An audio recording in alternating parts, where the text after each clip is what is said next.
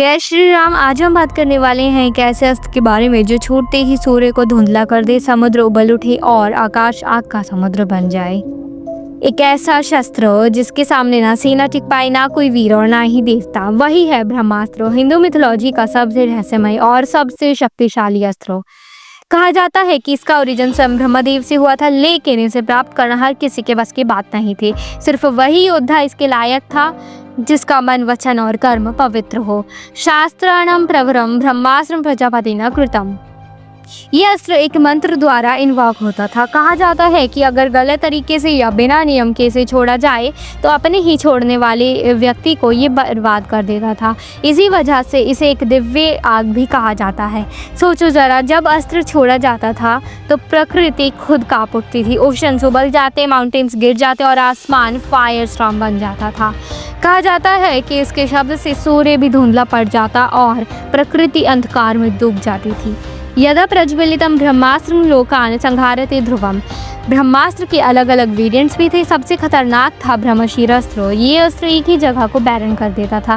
Grass भी वहाँ दोबारा उग नहीं सकती थी और बारिश तक बंद हो जाती थी। एंशिएंट टेक्स्ट के अकॉर्डिंग इसका इफेक्ट 12 ब्रह्मा ईयर्स तक रहता था, जो लगभग 37 ट्रिलियन ह्यूमन ईयर्स है। Brahma year is an incredibly long period of time. It is the length of 1 year in the life of Brahma, and it lasts for 360 Brahma days. Each Brahma day is equivalent to 4.32 billion human years. So 12 Brahma years is an astronomical period, roughly about 37 trillion human years. इसके अलावा एक और variant था ब्रह्मदंडा। ये एक defensive weapon था जो किसी भी अस्त्र की शक्ति को एब्जॉर्ब कर लेता था। यही ब्रह्मदंडा ऋषि वशिष्ठ के पास था, जिससे उन्होंने विश्वामित्र के ब्रह्मास्त्र को रोक दिया था। रामायण में श्री राम ने ब्रह्मास्त्र का प्रयोग मारीच, जयंत और रावण के खिलाफ किया। एक समय तो राम जी ने वरुण देव से ओशन पार करने के लिए भी ब्रह्मास्त्र उठाया था, पर वरुण देव ने समय पर आकर उन्हें रोक दिया और समझाया। उसके बाद उन्होंने राम जी की मदद की और लंका के युद्ध के लिए रास्ता बनाया। महाभारत में इसका सबसे बड़ा उदाहरण है अर्जुन और अश्वत्थामा का युद्ध। दोनों ने एक ही समय ब्रह्मास्त्र छोड़ दिया। उस पल ऐसा लगा जैसे प्रकृति अपना अंत देख रही हो। तभी ऋषि व्यास और नारद ने हस्तक्षेप किया और अर्जुन से कहा कि अपना अस्त्र वापस बुला ले।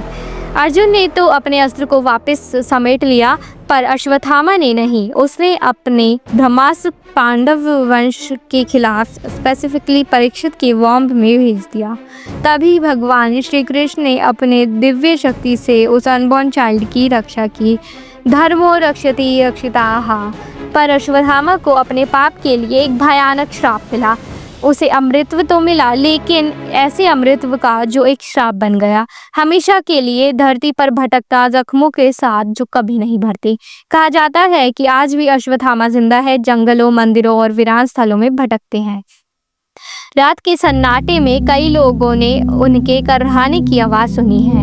कुछ पुराने लोग कहते हैं कि अगर मध्य प्रदेश के बुरहानपुर या गुजरात के गिर के जंगलों में जाएं तो वहां अश्वत्थामा के होने के किस्से सुनने को मिलते हैं। तो ब्रह्मास्त्र सिर्फ एक अस्त्र नहीं, बल्कि एक सबक है। ये हमें दिखाता है कि अगर शक्ति का मिसयूज हो तो वो समाज, प्रकृति और आने वाली पीढ़ियों के लिए विनाश ला सकती है। अहिंसा परमो धर्मः। तो हमें एक ही बात सीखने को मिलती है कि असली शक्ति वही है जो धर्म के लिए यूज हो, ना कि अहंकार के लिए। कमेंट में बताएं कौन सा मिथोलॉजिकल वेपन आपको सबसे ज़्यादा फैसिनेटिंग लगता है।